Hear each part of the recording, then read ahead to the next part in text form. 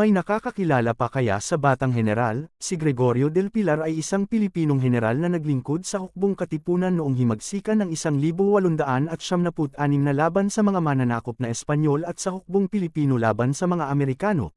Siya ay ipinanganak noong 14 ng Nobyembre taong 1875 sa San Jose, Nueva Ecija at namatay noong 2 ng Disyembre taong 1879 sa labanan ng Tirad Pass sa Abra.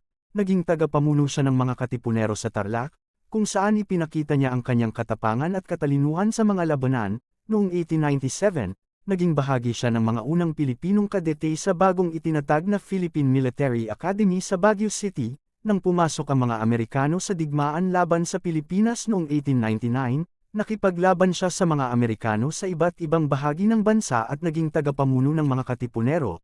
Ipinaglaban ni Gregorio del Pilar ang mga mamamayang Pilipino hanggang siya ay mamatay sa laban.